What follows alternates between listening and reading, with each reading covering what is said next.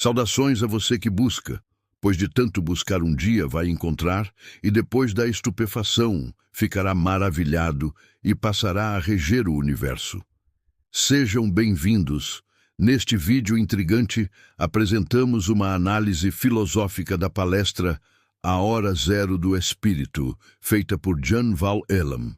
Aqui neste canal, não nos pretendemos donos de nenhuma verdade, apenas na determinação de gerar mais clareza mental e sementes para reflexão e compreensão mais estendida do nosso passado, de quem fomos, para planejarmos aquilo que viremos a ser. A inevitabilidade de uma nova gênese, reflexões filosóficas sobre a hora zero do espírito. O limiar de uma nova realidade. A hora zero do espírito não representa meramente um instante de origem, mas a configuração fundamental da própria consciência, o código-fonte existencial que define sua trajetória. Este ensaio se propõe a explorar um tema que vai de encontro a aprendizados milenares sobre a natureza da existência, questionando as fundações do que compreendemos por criação e espiritualidade. A análise que se segue parte de uma tese central desafiadora. A criação original continha uma falha fundamental, uma incongruência primordial, que ao longo de éons conduziu toda a existência a um ponto de inflexão crítico. Este momento exige, como uma imposição dos fatos, uma nova hora zero para todas as consciências, sejam elas criadas ou incriadas. Para compreender o dilema universal que enfrentamos, é imperativo começar pela análise das origens duais dos espíritos, pois é nessa dicotomia que reside a raiz do nosso impasse existencial. As duas gêneses, a dicotomia da criação espiritual. Decifrar a complexidade da condição existencial presente exige a compreensão de que não há uma, mas duas linhagens espirituais distintas, cujas origens e naturezas definiram o curso da história cósmica. De um lado, os seres de pureza primordial, de outro, aqueles nascidos da necessidade em meio ao caos. Os de origem sublime, a primeira classe de espíritos experimentou uma hora zero, que só pode ser descrita como maravilhosa e plena. Caracterizados como seres perfeitos ou pré-existentes, sua gênese se assemelha a um computador criado com seu modus operandi e mais inúmeros programas, protocolos e aplicativos já instalados. Sua existência foi concebida como uma expressão completa e acabada da divindade. Contudo, essa pureza sublime carrega uma fragilidade inerente. No contexto de um universo caótico e infectado, essa condição se traduz em uma espécie de ingenuidade, uma pureza demais que os torna fundamentalmente indefesos, pois lhes falta a malícia e a sabedoria para lidar com as dissonâncias da existência.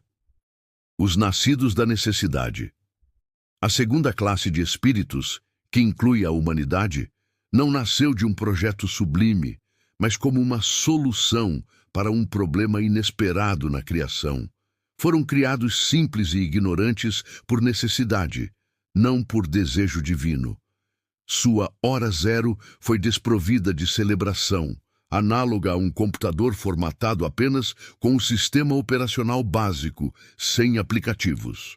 Sua jornada evolutiva é, por definição, uma apropriação contínua de protocolos e memórias de uma realidade fundamentalmente falha.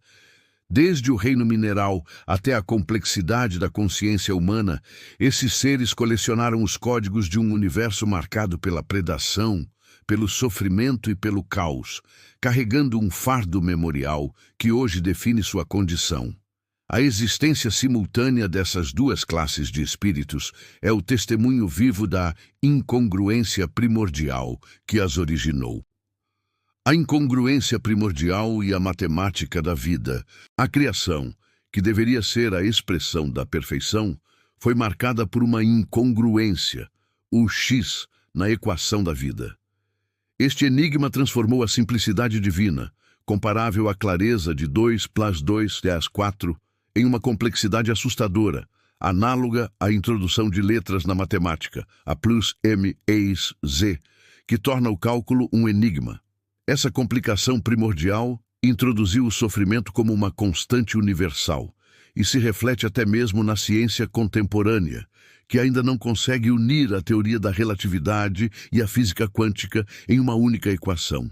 O impacto dessa falha é visível em toda parte. Vivemos em um universo onde a predação e a vulnerabilidade são a norma.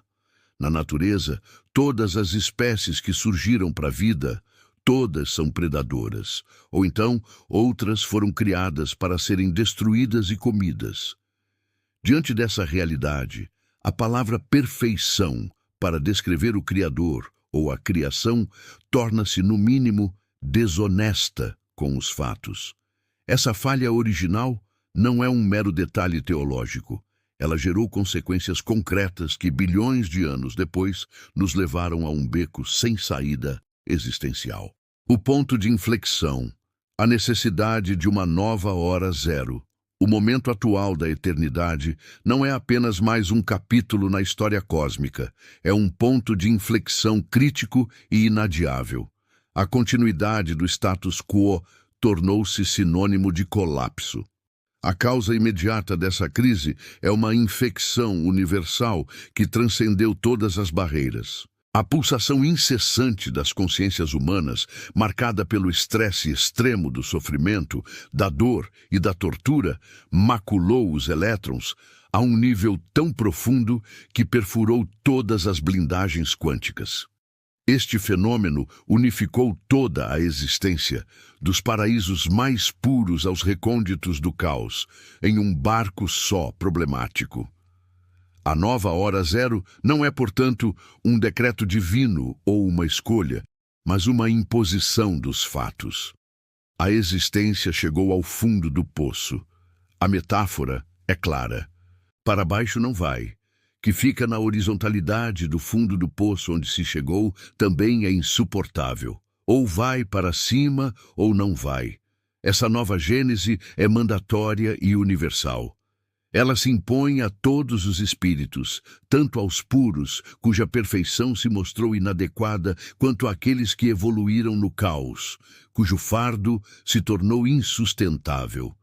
Cada um, no entanto, enfrenta essa transformação a partir de um ponto de partida radicalmente diferente, com desafios que refletem suas naturezas e bagagens existenciais únicas. O fardo e a sabedoria. Desafios da transformação espiritual. Embora a convocação para uma nova hora zero seja universal, os caminhos da transformação são distintos e espelham a dicotomia original da criação. Cada classe de espírito enfrenta uma tarefa específica, ditada pela sua bagagem memorial e pelos protocolos que a definem. O desafio dos espíritos puros: apropriar a sabedoria. Os espíritos de origem sublime não precisam jogar fora nada de sua bagagem. Suas memórias são puras, suas experiências sublimes. Sua tarefa não é de purificação, mas de apropriação. Eles precisam assimilar novos protocolos. A sabedoria para lidar com o caos, a malícia para navegar na imperfeição, que nunca fizeram parte de sua configuração original. O objetivo é evoluir de uma majestosa inutilidade para uma sabedoria útil, integrando a compreensão do caos sem perder a essência de sua pureza. O desafio dos espíritos impuros, a excreção do fardo memorial. Para a humanidade e outros seres do segundo grupo, a tarefa é dramaticamente oposta, descritos como uma coleção de espíritos impuros, problemáticos, traumatizados, angustiados, pervertidos, bestiais, monstruosos, impiedosos, psicopatas, frios. Seu desafio primário é a excreção. Eles precisam urgentemente jogar fora a bagagem acumulada ao longo de éons de sobrevivência no caos. Protocolos mentais bestiais, traumas reptilianos e memórias emocionais tóxicas. A expressão utilizada na fonte é crua, mas precisa. é necessário excretar os arquivos merda que compõem o fardo de seu psiquismo, pois a inação levará ao colapso psíquico, a uma condição análoga à de um doido, de um louco. É neste grupo, no epicentro da contaminação, que reside paradoxalmente a chave para a solução universal. A condição humana como chave e paradoxo. A condição humana representa o paradoxo supremo. Somos, ao mesmo tempo, o produto mais agudo do problema universal e a única espécie conhecida com as ferramentas para catalisar a solução. A humanidade é o cadinho onde a doença e a cura coexistem. O potencial humano latente. O ser humano possui uma capacidade única de conjugar intelectualidade, razão filosófica e a valoração de emoções. Mais importante, possui o que a fonte chama de eu organizador.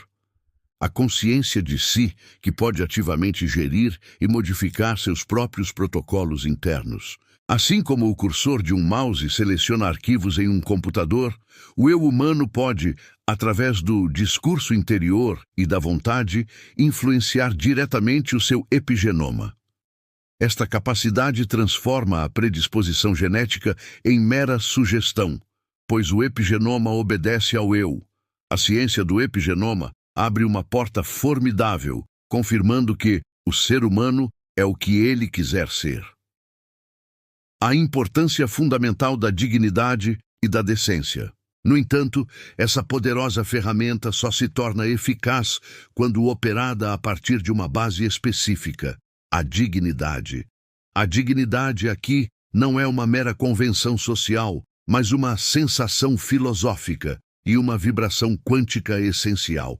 Qualquer protocolo de cura, qualquer remendo genético que a humanidade possa produzir para si e para o resto da criação, só pode ser assimilado por outras consciências se for empacotado pela vibração da dignidade. A ausência dela, o medo, o pavor, a indignidade sentida pela consciência receptora, invalida o processo, causando uma rejeição quântica análoga à de um transplante de órgão. A postura digna qualifica a energia e permite que a transformação ocorra. A humanidade, portanto, não apenas detém as ferramentas, mas também a responsabilidade de forjar a matriz vibracional que tornará a cura universal possível. A cidadania cósmica e a persistência na tentativa. A existência, como a conhecemos, atingiu um ponto de colapso iminente. Essa crise impõe a todos os seres, puros e impuros, a tarefa intransferível de realizar uma nova hora zero em si mesmos. A inação não é uma opção. Ela acarreta o risco de desintegração não apenas para a espécie humana, mas para a própria viabilidade da vida, como um experimento cósmico. Nesse cenário, cada ser humano é investido de uma responsabilidade que transcende sua existência individual. Somos cidadãos cósmicos e nossa cidadania se expressa na disposição de empreender a jornada interior de purificação e apropriação. A tarefa é monumental e o sucesso não é garantido. A certeza de um resultado positivo é um luxo que não possuímos. O que nos resta é a obrigação de persistir. A jornada se define não pela garantia da chegada, mas pela nobreza do esforço contínuo, pois ela se baseia na persistência de sonhar na tentativa e não na certeza de que é possível conseguir. Bem, pessoal, gratidão a você que nos ajudou assistindo até aqui, lembrando que o link desta palestra está na descrição deste vídeo. Sugiro verem o vídeo original para melhores insights. Pedimos que deixe seu like, curta o vídeo, inscreva-se e compartilhem estas gotas de orvalho dionisíaco. Estejamos em paz e até breve.